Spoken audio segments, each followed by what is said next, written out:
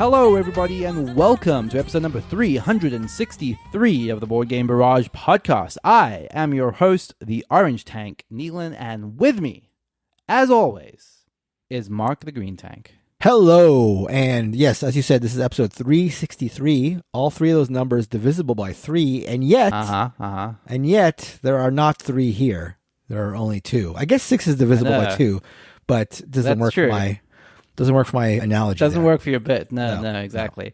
Although 363, if you divide it by 3, is 121, and that's 11 squared, which is a 2, and 1 plus 1 makes 2. So look at you. Lots of 2s buried in there. You are really carrying the Mensa title here for both of us. That's gonna do it for the show. I feel like I've peaked. Exactly. Can't do better than that. This week on the show, we are going to be reaching in to the depths, the oft but also not that often explored depths of the mailbag. Ooh, the deepest, darkest. That mailbag. Exactly. You look down it. Stare not into the mailbag, for the mailbag stares at you. Something like that. That's good, exactly right? It. Yeah, it's like back rooms. It's weird and mysterious back there. It's not really sure where you're going to go anytime you go down it. It needs intricate mapping, which we have yet to do. See, that is Neelan throwing out a backrooms reference, and if you were a patron of the show, you would know right. Exactly what Neelan's thoughts on backrooms was, because he covered it on our last bonus episode. That's synergy. Before we do that, though, we are going to be talking about the games that we've been playing this week. And this week, Mark is going to be talking about Politrickers. I'm going to be talking about Marvel Champions, the card game. And then we're back to Mark for some banana governance. Yes. So kick us off, Mark, with Politrickers. Yeah, big thanks to my friend Eric, who brought over Politrickers. This is a game from 2024 that I'd never heard of. This is a trick-taking game designed by Anouk Kim and Reader on Jupiter, and published by Jupiter's Club. Before I get into discussing the game proper, I just wanted to point out that this, as I said, is a trick-taking game with a theme of political infighting among cats. And I have to say that I appreciate the fact that they didn't go with the obvious spelling of this game that you might think. That is to say that instead of spelling this Politrickers, Pawli Trickers, I didn't even think of that. They instead went with the standard. They went with the standard Poli Trickers. They didn't go with. If you had told me that this game was Politrickers, I would have exited out of the episode. That's right. That is a fair reaction. I mean, look, for a game that is politics with cats, and they didn't go PAW. I mean, it's sort of crazy, but whatever. So anyway, what is Politrickers? Well, as I already mentioned, it's a trick-taking game. For those unfamiliar with trick-taking games, can't imagine there are many listening who are not familiar, but just in case, these are card games that have their roots in games like Whist or Euchre or Hearts, where you'll often have a traditional deck of cards, and somebody's going to lead around, which is called a trick in the case of trick-taking games.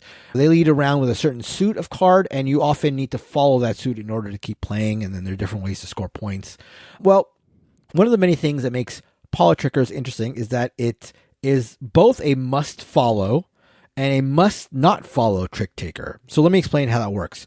So to start the game, you are going to be split into 2 teams, which, using the theme of the game, are 2 political parties. And the rules of play are that you must follow whatever suit your political party teammates have played. So if Neelan is going before me and he and I are on the same team and he plays the green suit, I must follow the green suit if I can. At the same time, I must not play cards of the opposing party. So let's continue the example. Say Neelan is on my team and he plays green, and then Kellen is on the other team and he plays red. Well, I must therefore not play red. Now, you might ask yourself, if Neelan is on my team and he's playing green, why would I even think of playing red or a different color at all? Well, you can find yourself in situations where you're out of cards in the suit of your team.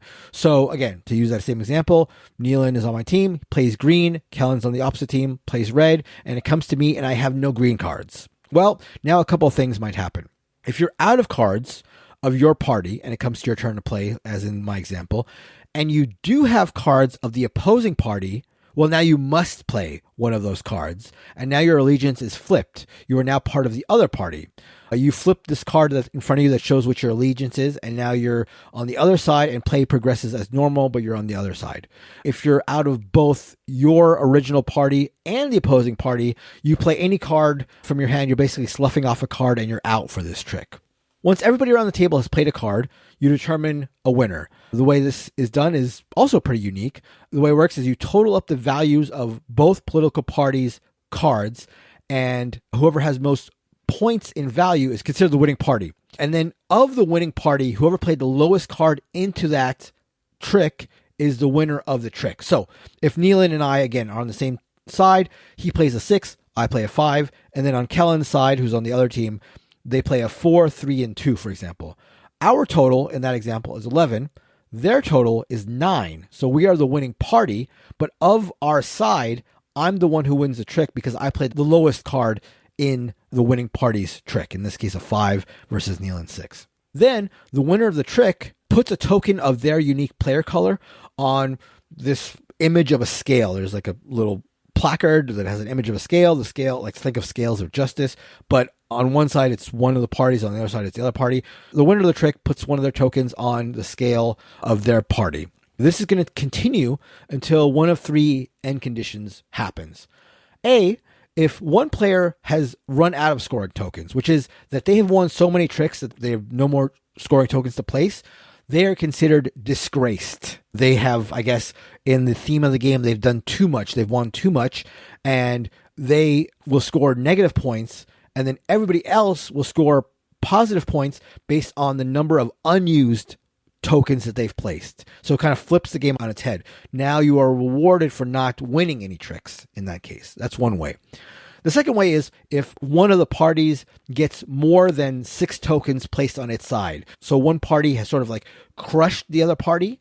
In that case, the party that has obliterated the other party has, again, done too well, and they also lose. And in that case, for every token you have on the overwhelmingly winning party, you lose a point, and everybody who has a token on the minority party, in this case, gets a point. So again, a sort of like unexpected way to score. And then finally, and I think this is the way that it usually happens, is when 9 tricks are played and neither of the 2 other conditions has been met, then for every token you have on the winning party, you get a point, and that's the scoring. So that's normally the way it's done, but you can imagine yourself, like if you're on the losing party and you realize, hey, there's no chance for my party to win this, you can try to force the other team to win big, and in that case, they go over the limit, and then you get some points. So it allows for different ways of getting yourself in situations where you can score even when things look like they are sort of against you, because there's different avenues of scoring. You're going to keep doing that until 2 game end conditions. Either one, somebody gets 7 victory points, in which case the game ends immediately, or if you play 3 rounds of that, whoever has the most victory points wins.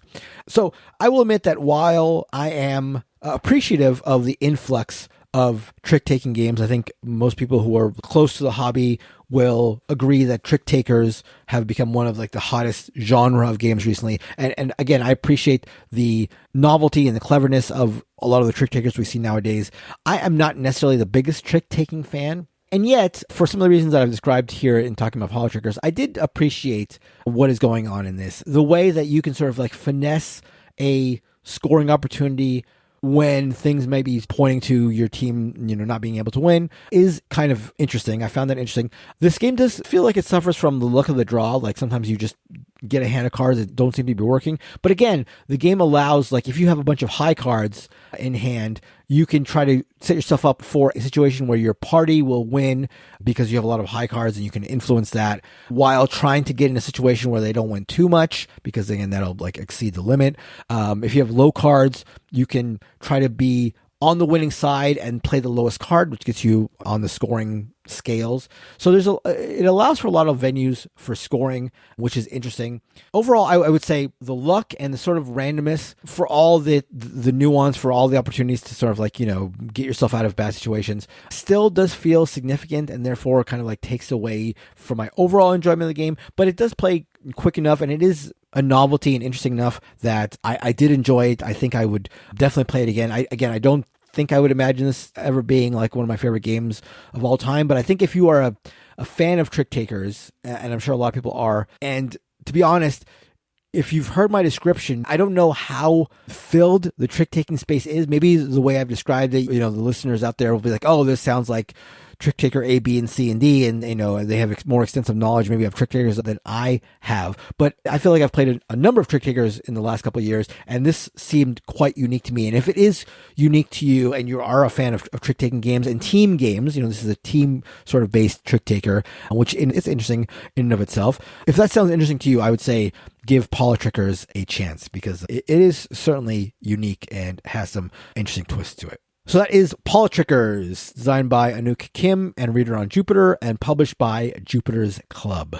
So I am going to be talking about Marvel Champions, the card game, which is a game that Mark has spoken about at various points on his top 50 as a game that he sort of came to love solo.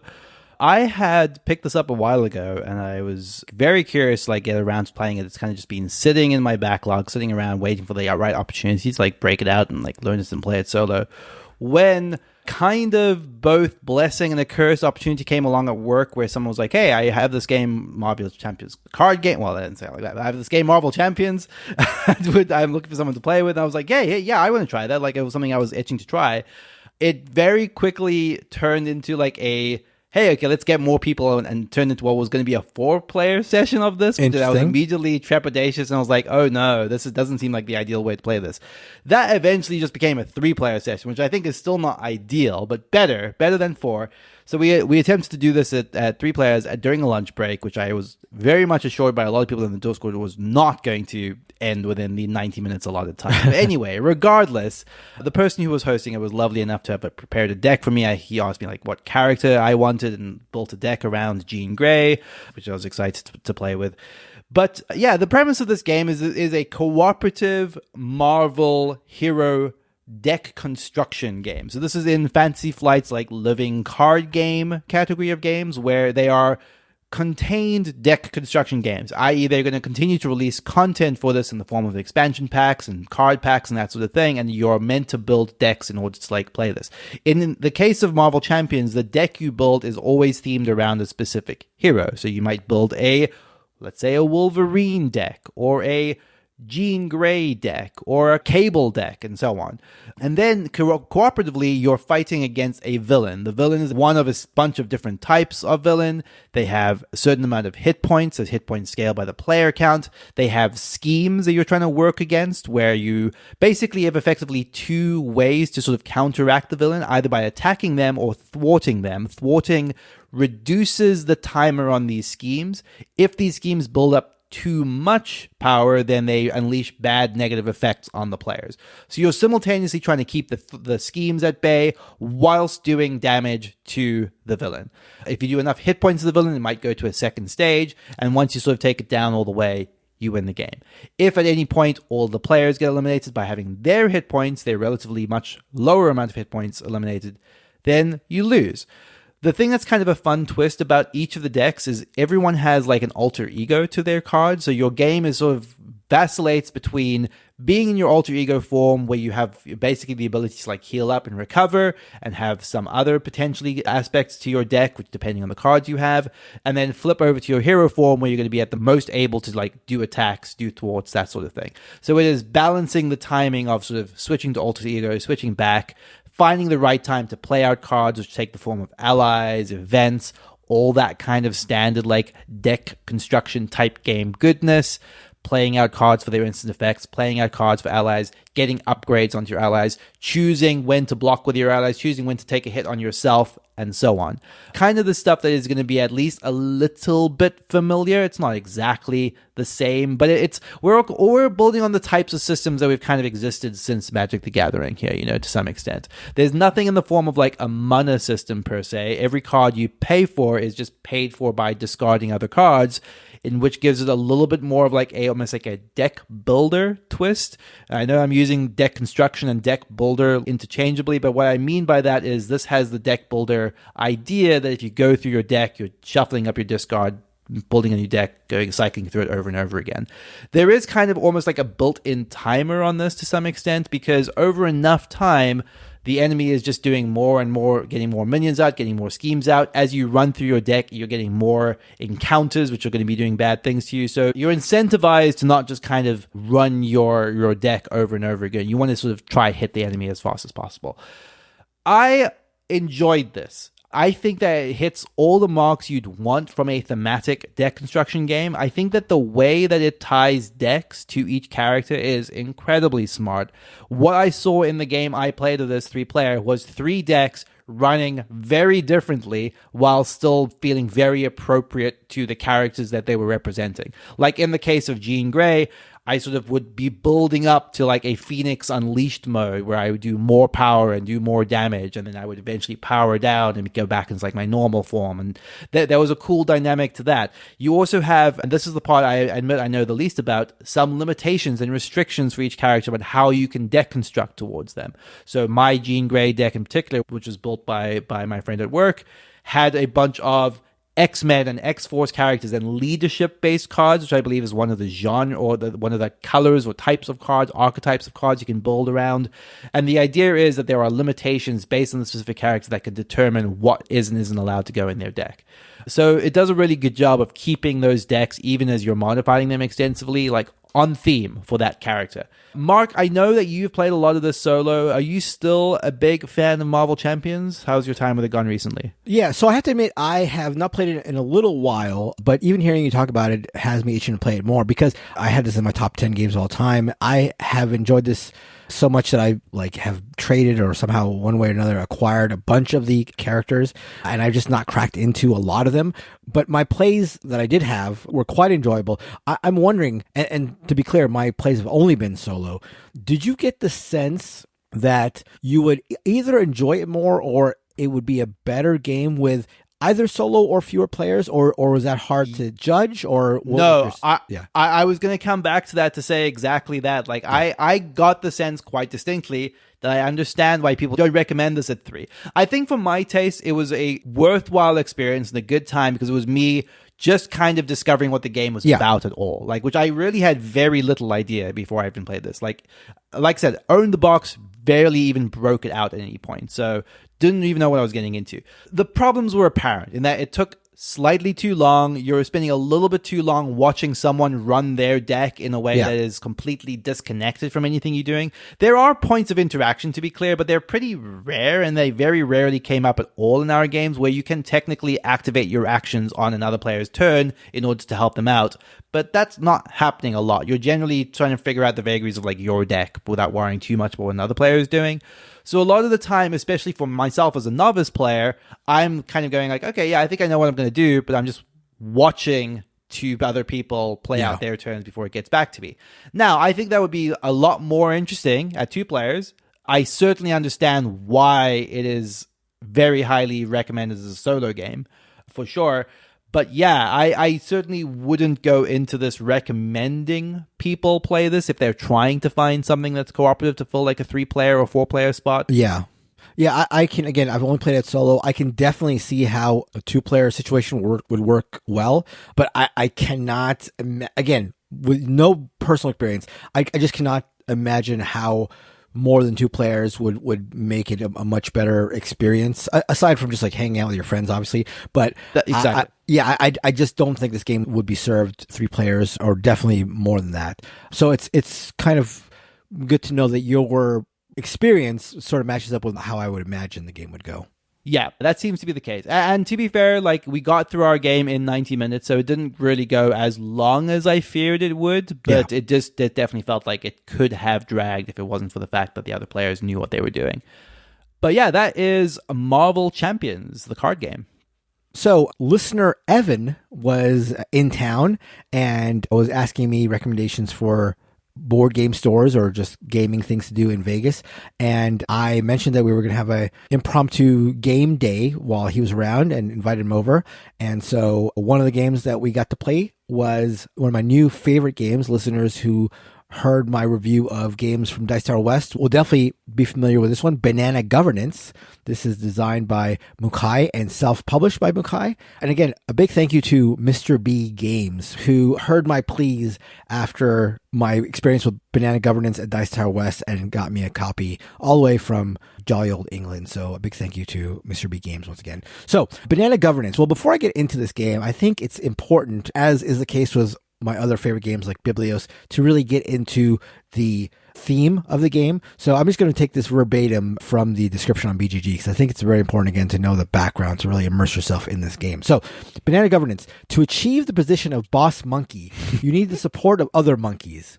To achieve this, you need to rely not only on physical strength, but also on something more practical, bananas. There's no punctuation between practical and bananas, so it just says also on something more practical, bananas. But whatever. You need to give the monkeys bananas generously to keep them in line, but if your own banana reserves become insufficient, they will begin to look down on you. Only the monkey who can gain support of the most monkeys with fewer bananas can become the boss monkey. This is the beginning of Banana Governance, parentheses, control through bananas, which is my favorite part. That is my favorite part. And in describing it in such a way, I'm sure Neil and you will agree that that's basically all you need to do to get going. Yeah. Once you've heard that game, I mean, that's the rules and everything you need in the description. Yeah, exactly. But if people out there are still a little unsure of what the game is, let me go into a little more depth as to what Banana Governance is. And I will be now describing the correct rules, not the rules that we were taught by Kevin. No shade to Kevin, Evil Lemons on the Discord, because he was the person who connected me to this game. So I will eternally be thankful for that. But you did teach us the game wrong in a couple of ways, Kevin. You know that. I know that. It's fine. I loved it then. I love it now. So Banana Governance, how it works is you will be dealt some number of cards. I think in a 4-player game, it is 14 cards each. These cards mostly have bananas on them with different values. The values, I think, are 2, 4, 8, 10, 12, and 20, something like that. Maybe some more values. Are all multiples of 2. And when you get your cards, you cannot rearrange them. So you are dealt some cards, you cannot rearrange them. And then what you're going to do is you're going to divide that set of cards into 4 piles. Again, not rearranging anything. And as a result, you have 4 piles of cards that players can choose from. Now, most of these cards are banana cards, which are going to be the currency of the game, basically. A few of these cards are monkey cards, which are the victory point multiplier. More on that later. But for the most part, in this initial draft, what you're drafting and what you're splitting up are these banana cards. Okay, so you've split these banana cards you've not rearranged them, you split them into 4 piles. You are now going to pass the 4 piles to the player to your left. Everybody's going to do the same, so everybody's going to get 4 piles of cards. As you might expect, you're going to look at the 4 piles, you're going to take one, pass the remaining 3 over, take one, pass the remaining 2 over. Finally, you will get back 1 pile, which is one of the ones you separated to begin the game. And as a result, everybody will now have 4 piles of cards. At this point, you can rearrange the cards however you see fit. You are going to now have, again, the banana cards that you've acquired. You're going to have some of these monkey cards that you've acquired through this draft, and you might have some bird cards. Now, for all the in-depth explanation of the lore that I just read, there is no mention of birds, which I find is a little bit of an oversight, but birds are bad in this game. Birds are bad. Important to know that. So you're going to have bananas mostly. You're going to have some monkeys. You're going to have some birds. Then what happens is there are going to be 3 monkey cards that are flipped face up and 1 bird card, which is, again, bad. And the monkey cards can go from 30 to, I think the lowest value is 6 or something. But these are sort of like the main multipliers where you're going to get like a bunch of the points. Again, I'll explain scoring at the end, but it's important to know that in this process, in this part of the game, you're going after these multiplier cards that are going to be where the value lies. And again, I just want to point out this is a 2-phase game, which is, again, another thing that is right in my wheelhouse, as any listener will know. We are now in the second phase where you're using the cards you got in the first phase to auction off these monkey cards. Now, how the auction works is also very interesting. The way it works is when it comes to you, you can place any banana card out in your hand. So let's say I place a 4 banana.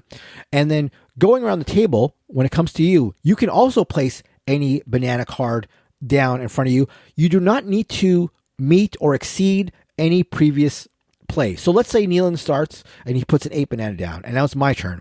I don't have to place in a 10 banana or anything like that. I can start with a 2 banana, and then it keeps going around, and when it gets back to you, you can place another card to increase your bid, but the rule is you can only place banana cards from your hand that are equal to or higher than the value of the last banana card you placed. So because I started with a 2, I could place another 2, I can place a 4, I can place a 6, I can place whatever I want. Let's say I want to go big and I want to place a 20 value banana card. Great. I'm probably leading at this point because it's a high card to play. And then the next player goes, next player goes, next player goes. Now it's back to me.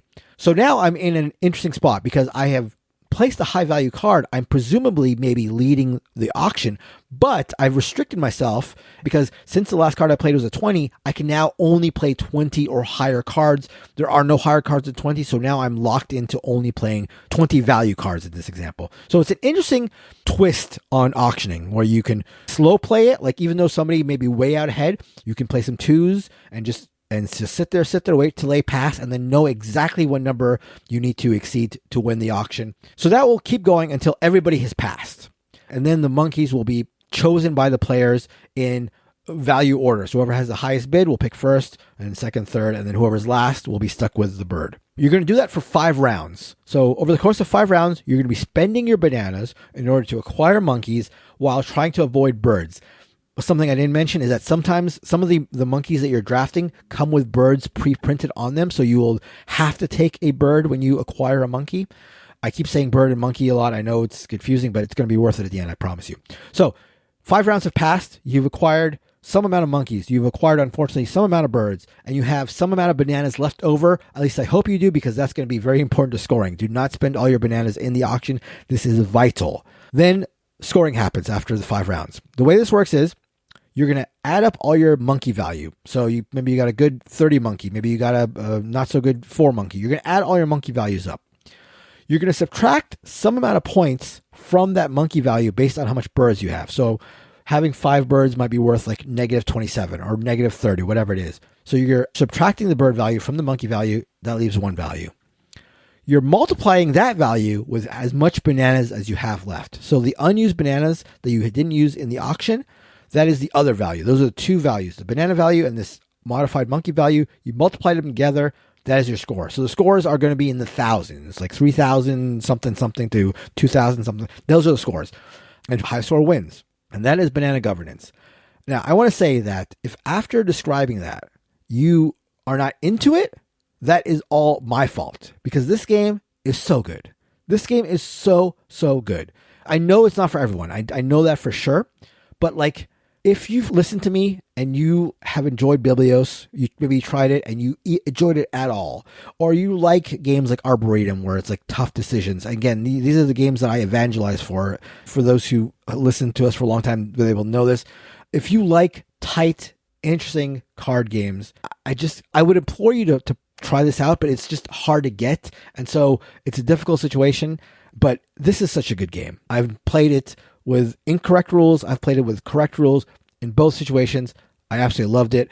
Evan, who again was a listener who came over to play with us, it was his first time playing. He ended up winning the game, and I think he enjoyed it a great deal as well. So yes, Banana Governance.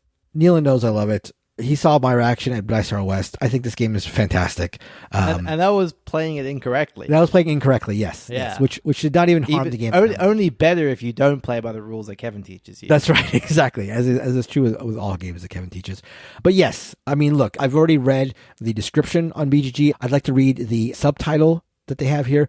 Banana Governance 2025, a 2-part game of drafting and auctions. I mean, come on, that's just right up my alley. 2-part games, drafting, auctions. I am under the impression that this game might have gotten a publisher for a larger print, perhaps. I would say, like, you can probably tell by the way I'm describing it, I'm completely unreserved in my endorsement of this game. This is just a fantastic game. Banana Governance, again, designed by Mukai, published by Mukai. Fantastic game. Okay, before we get onto the mailbag, one thing I always want to make sure to remind people of is if you want to hear your suggestions for things like that, make it into things like the mailbag, for example, you might want to head over to boardgamebarrage.com/topics, where you can suggest topics for future episodes. not all of these, I'm just going to say it, not all of these necessarily are going to justify whole episodes, but they are good fuel for little micro topics. So head on over to boardgamebarrage.com/topics, and we'd love to get your suggestions over there. Okay, let's dive into the mailbag. Mark, give me 1 second here. I'm going to put on my goggles. This is my favorite part. Listener, this is my favorite part. The Foley work that Neil does is amazing. I'm going to wrench apart the bag and go deeper than I've ever gone before.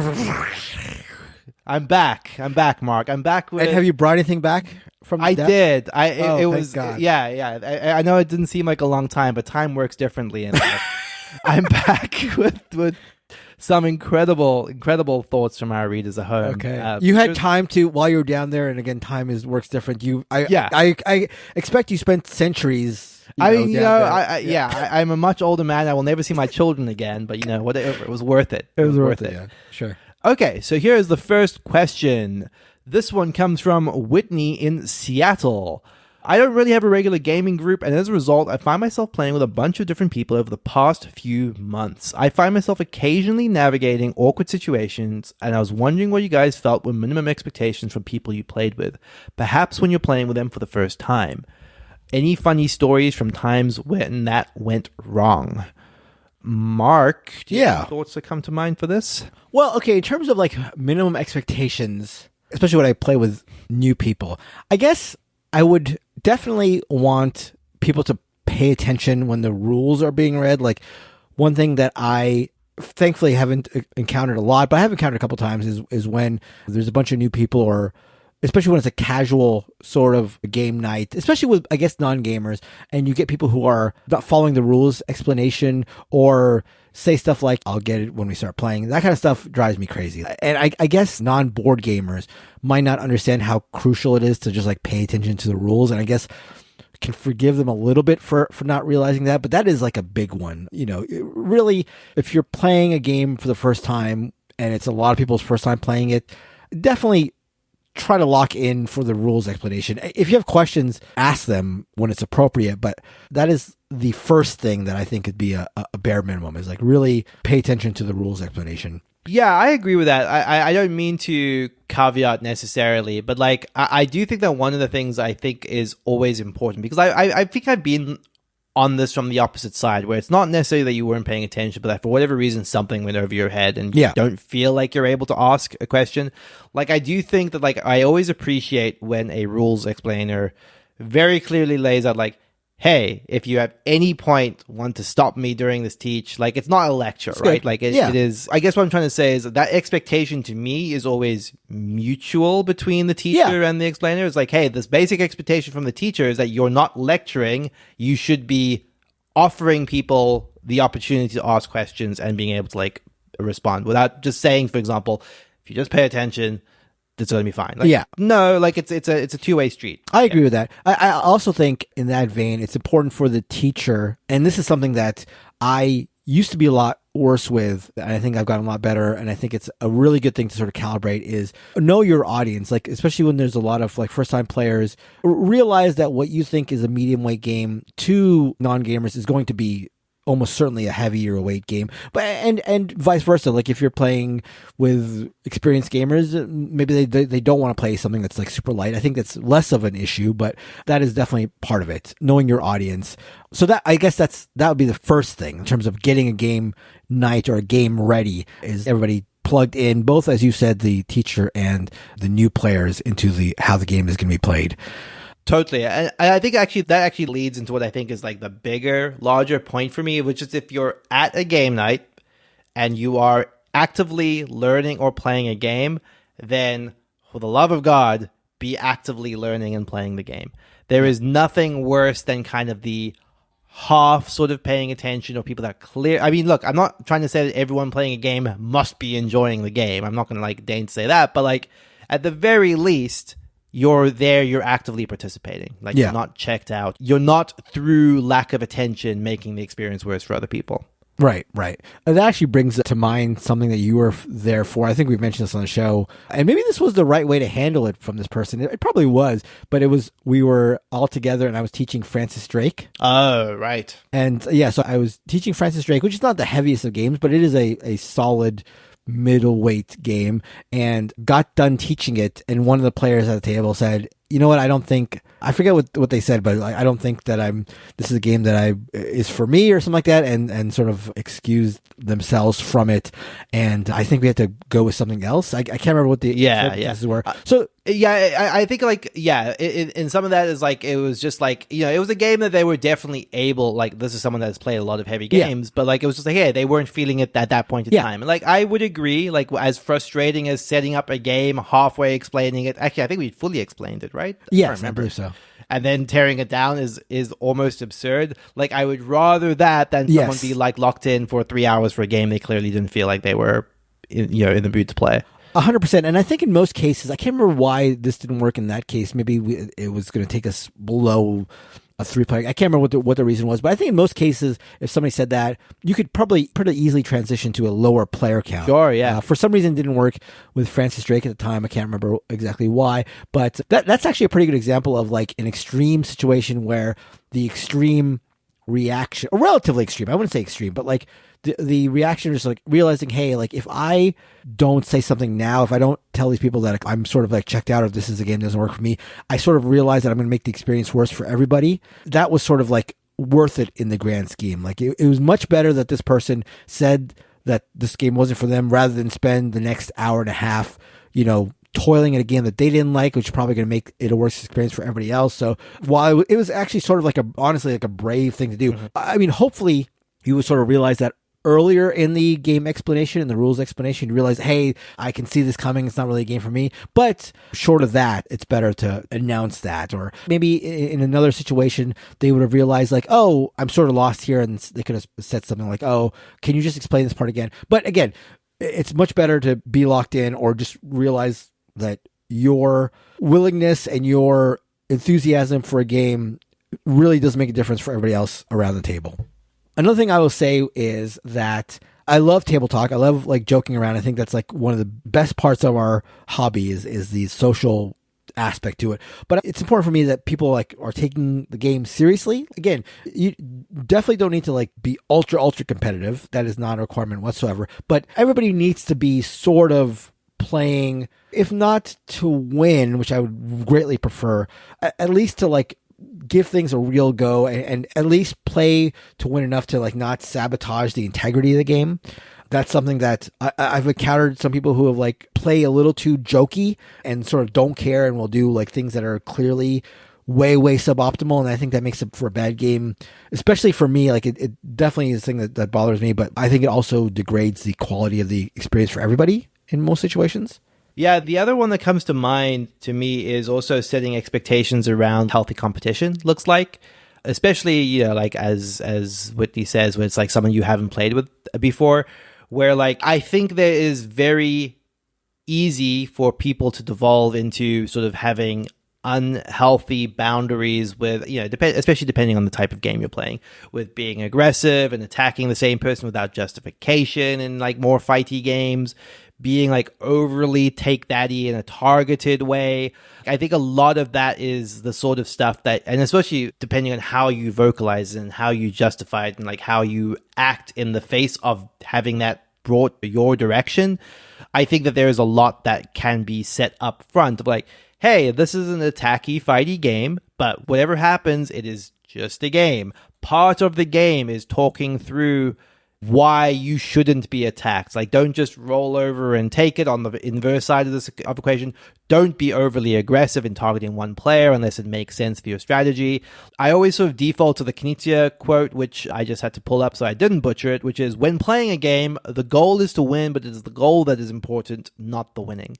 Yeah. So yeah, everyone should go in with a healthy, competitive attitude of trying to do well, but not to the point that they are actively destroying the experience for other players.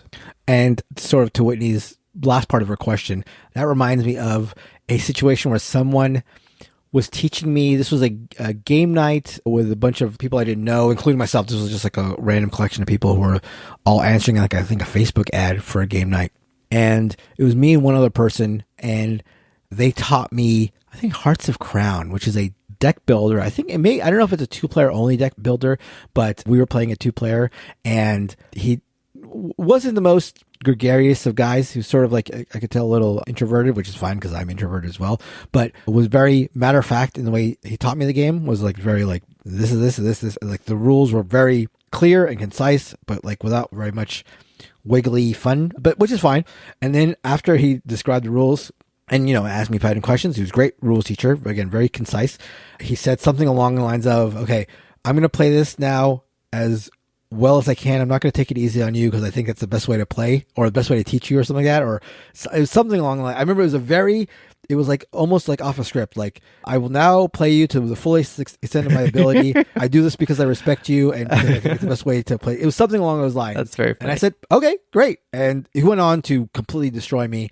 And I would not suggest necessarily like approaching games that way, teaching them and doing them that way necessarily, unless it's your thing, which is fine. But I will say that I did not mind it. He was very clear and again, how he taught the rules and very clear in the way he was going to play against me. And I did not have a problem with it, but it just did strike me as quite funny. It was sort of burned in my memory as one of the most interesting rules explanations / first plays of a game that I've ever experienced. That's great. Okay, shall we get to our second question over Let's here? do it. Okay, here we have another one that comes from Mousy in our Discord. This one kind of slipped through the cracks a little bit. This has been an older question, but have the Tanks ever done an episode where they were late to the party, meaning they finally played a popular game years after the initial buzz?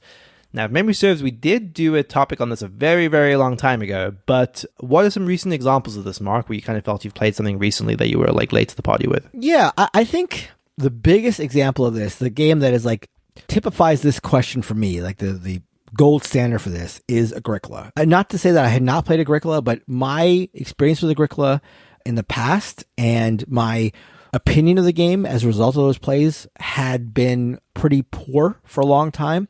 And it wasn't until I got a chance to play it more regularly on BGA, frankly, that my opinion on it completely flipped. And now it is my last check, second favorite game of all time.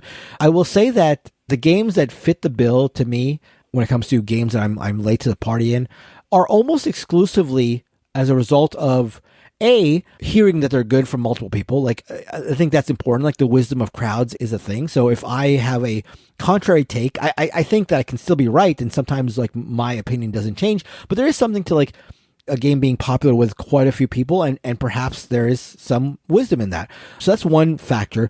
The other factor is playing it multiple times. I think that if a game has stood the test of time and I don't really like it, I think that multiple plays are the best way for me to realize that this is a game that perhaps I do like after the initial fact. So a game that this applies to now, and again, this is another case where BGA has helped quite a bit, is Terraforming Mars. I will say that I still am not a huge fan of Terraforming Mars in general. Like, I still think I am way below the average board gamer's opinion of this game, but I will say that the opportunity to play this multiple times on BGA has made it a game that I do find more enjoyable. And that is part of the benefits of a platform like BGA, which allows you to play games sort of at your leisure because you can play asynchronously over and over again. So, the nature of us being board game reviewers, we try to go through a lot of games in order to talk about a lot of different games, and we often don't get to play games multiple times generally. But for me, BGA has afforded me the chance to play games that, either games that I love already or games that I don't necessarily love, but there's so much hype around it that I figure I got to give it another chance, which is the case in Terraforming Mars. And that has sort of got me kind of late to the party on Terraforming Mars. A couple of recent examples that come to mind. One I already spoke about in this episode is Marvel Champions. That's definitely one that's been something that I feel like I should have played by now. I had also mentioned Chronicles of Crime is another one, which this is like ongoing for me, where I'm still sort of playing through like the Millennium series on that game, and I don't know if I ever mentioned this in the mainline episode, but like something Mark alluded to on the main episode, the episode I spoke about Chronicles of Crime 2400, which was the Cyberpunk ones, that is actually part of this trilogy of games that are actually all interconnected. There's, ostensibly, they're set 500 years apart, but there's like a thread of a narrative that kind of like leads through all three of them, and there's an expansion that kind of ties them all together into like one like mega campaign, which I think is fun. So I'm still playing through those, and that's definitely something I'm quite late on. I mean, way up my alley. Always liked sort of detective mystery games, so this should have been something that I got to sooner, just never did.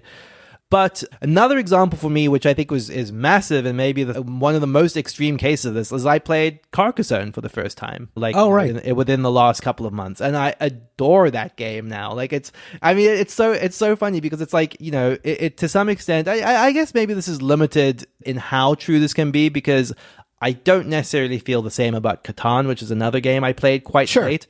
But Carcassonne, I can see why it was a classic. Like, it is just, for how light and breezy it is, it's so, like, it reminds me of Azul in the sense that it's deviously interactive. Like, it can be sort of horribly mean, despite how light it is.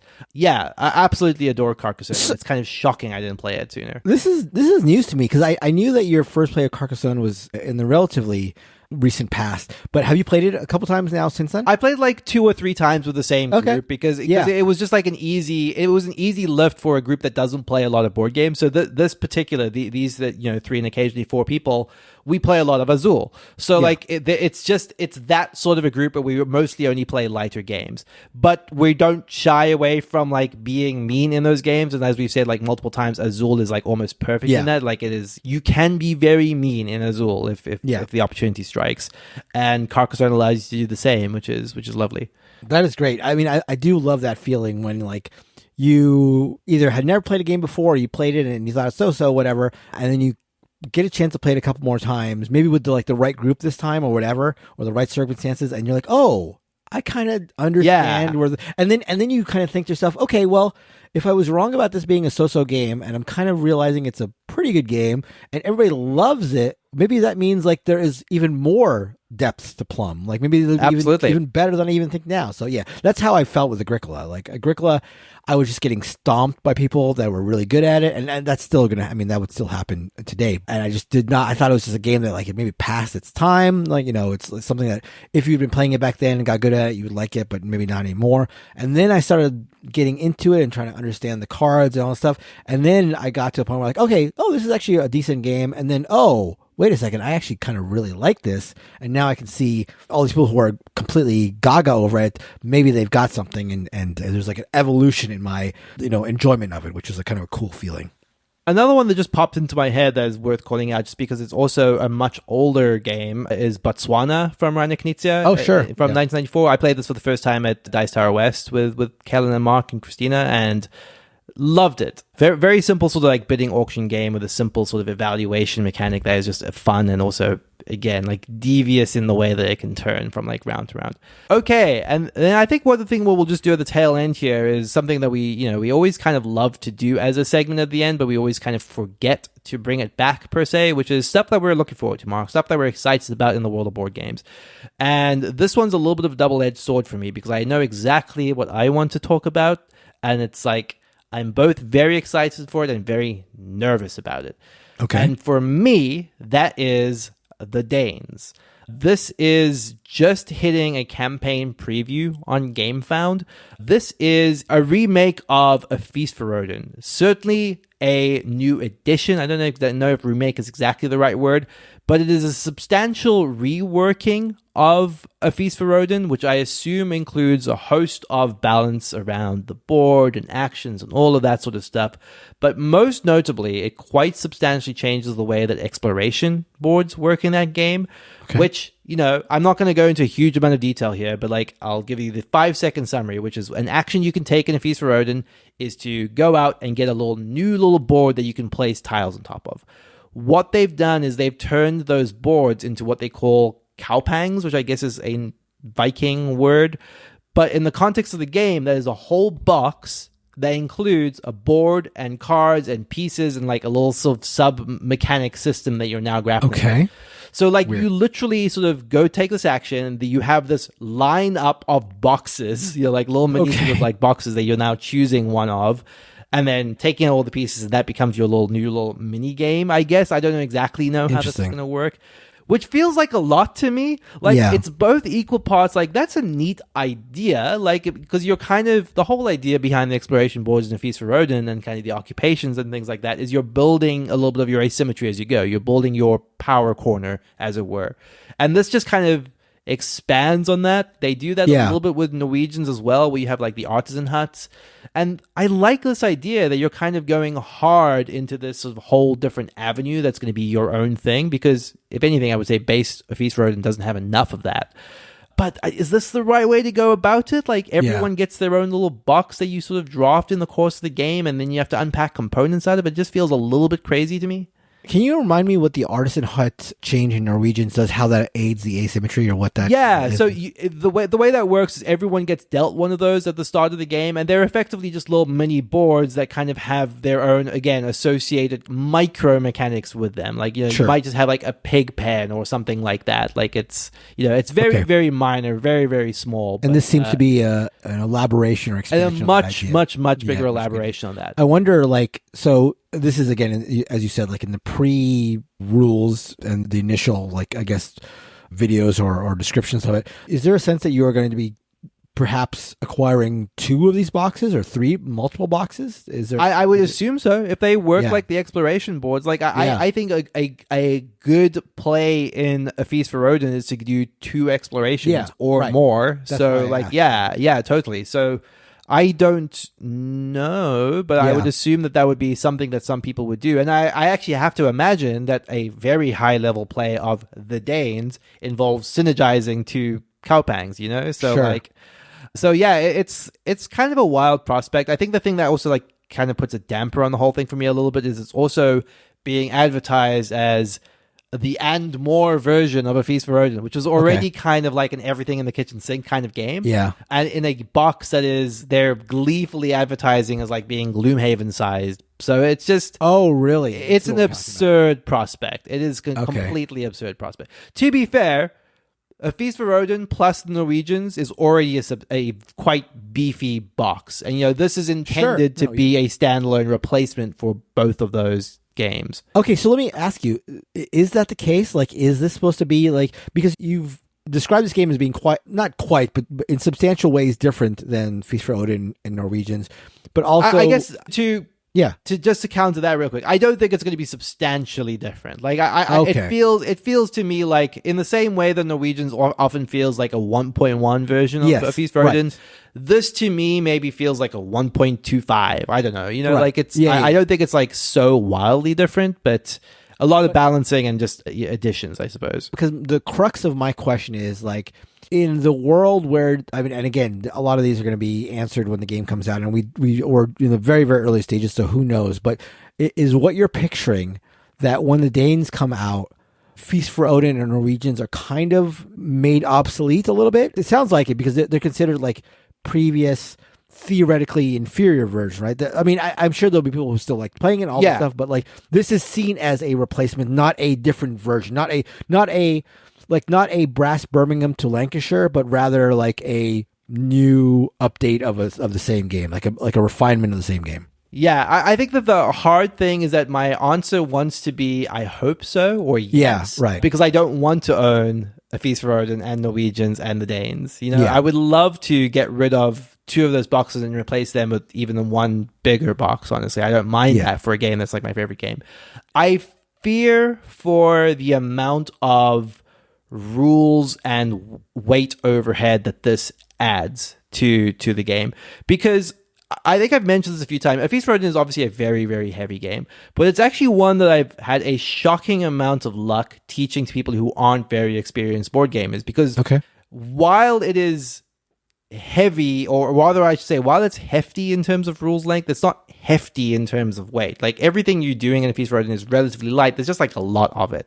Yeah. But I feel like this kind of takes the weight calculus like a new level, to the extent that I think I would have a harder time being comfortable teaching this to new players. It feels very overwhelming to me just from the outset. It feels overwhelming to me, and I'm like a seasoned, experienced A Feast for Odin player, So I don't know the answer to that. To me, this feels like the definitive edition for people that have played a lot of Feast for Odin. Sure. you know?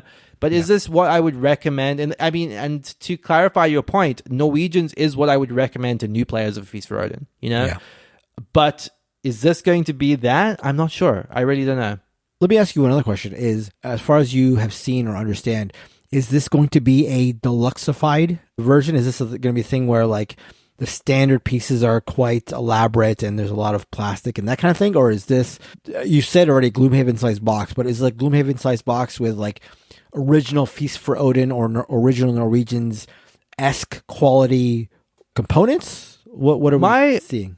Yeah, my understanding is that they are redoing some of the art, but it does not seem, based on the pictures that they're placing on the website, at least on the campaign right now, it does not feel as elaborate as I thought. I thought it was going to be a complete do-over of like the an art Awakened style. Realms-esque take. Yeah, but I to be fair, there was no point where I was expecting it to be like sort of deluxeified and plastic or anything like that. I think that they're doing like, you know, like potentially like screen printed like Vikings versus just like black colors. Okay. But, like, you know, very, very simple like tasteful nothing- sort of upgrades, like nothing that feels like, you know, outlandish. it doesn't look like there's any plastic in this production, I guess Okay. is maybe the most concise way to say it. That's something that I appreciate because I feel like if this was a Feast for Odin in the same way as like, you know, the Castles of Burgundy deluxeification or whatever, where like the deluxeification in those cases feels like it would make it harder to get to the table. Like if this was Feast for Odin, first of all, you know, a new Feast for Odin is going to be, although I take your point that it's actually not that heavy of a game to sort of teach because the actual spaces are kind of simple in and of themselves. There's just a lot of them. But if you add it to that, like, okay, now we've got like a giant Viking piece and like all these plastic, it would feel like more of a centerpiece game where like if we were going to play this is the only game we're going to play and there'd be like a lot of setup. But I'm happy to hear that at least as it stands now, it's going to be relatively a scaled back. Sure. Or the very relatively. Totally, yeah. At the very least, it's not as crazy as they could be going. Yeah. Certainly as like a lot of Kickstarters do tend to go. Yeah. I do think that one of the things that like more generally speaks to a little bit of a disconnect, I think, between like what they're trying to do versus what I would want is, I think initial reports was that this was going to be like an hour per player or something ridiculous like that. And they had like added one extra round onto the game, and I was like, my reaction was just like, who wants that? Who wants the longest possible version of a Feast for Odin? Like it was pretty much exactly what I needed it to be as it was. And that they have like I think they, in response to like negative reaction, were like, oh no, we're gonna include a variant, or the standard variant is like the standard length, and then the designer's special version variant is you add one round to it. It's like, okay. Good luck, designer's special version, I suppose. Right. Yeah. Okay. Well, that's interesting. Good to know. But what about you, Mark? That's enough about the Danes. Is there something you're excited for or looking forward to? I mean, I've not really kept up with like the latest hotness or what's around the pike in terms of like new games. I will say that there is a game that I've had for a little bit. I acquired fairly recently that I'm kind of itching to play, but I'm concerned that a lot of people are going to be checking out because this is a game called Purple Haze. It's kind of also hard to get your hands on. This was published by Phalanx Games, I think it is, and it is a solo Vietnam War game where you kind of like take the control of like a platoon of soldiers and you go on a number of like missions. I guess it's like sort of like campaigny. I'm not exactly 100% sure, but from what the little I've read and the critical acclaim that I've gleaned from reading about it, it seems like that kind of thing. So you're kind of going to be responsible for a group of people during the Vietnam War and, you know, struggling with that. And I think there's a psychological component to it, to like maintaining the soldier's psychological well-being, stuff like that. So it just seems like a relatively nuanced, interesting take on a war game. And so it ticks a lot of boxes, like, you know, the fact that it's a solo game, it's a war game, but yet it kind of feels like it takes a deeper look into things, has got my interest quite piqued. And so I'm going to be hoping to get that played maybe this weekend or soon. So I was reading the description on BGG, and one of the things that struck me is that it's described as an immersive story creation game where the decisions you make in the war game component of like determines like the outcome of like a story-based campaign, which that is my jam completely. Yeah. So I'm like very intrigued by that side of it. I'd be very curious to hear what you think about all of that once. Yeah, I mean, like a story-based games are things I'm less tolerant of when it comes to having to do a multiplayer, because when it comes to multiplayer, I kind of just want to get in the game and want to like compete against people or work with them. But when it comes to a solo game, it kind of flips, and now I'm very much interested in where it could go and where it could take me. So yeah, I will definitely, as soon as I get it played, check in on a future episode for sure. Did you ever end up playing War Story?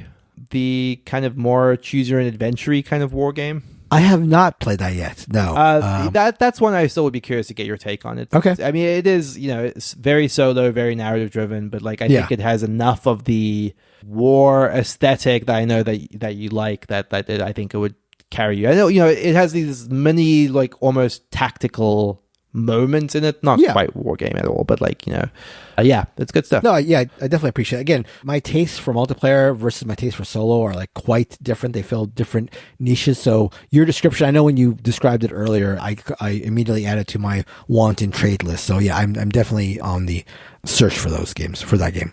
Okay, shall we wrap it there? That is so. going to be it for the episode. Thank you all, especially for those who wrote in. Thank you so much. We super appreciate that. As I mentioned earlier, you can head over to boardgamebarrage.com/topics if you want to get something that may be read out on a future episode of the show. Otherwise, you can head over to boardgamebarrage.com/discord. That is another good place you can leave your feedback, suggestions, topics, what have you, discuss the episode that we've spoken about, or just chat among other like-minded board game players. We're also in there dipping in and out of the channels. If you want to talk to us, feel free to head over to boardgamebarrage.com/discord. Thank you, as always, to Heart Society for our intro and outro music. What's on your mind, kid? Goodbye, everybody. Goodbye.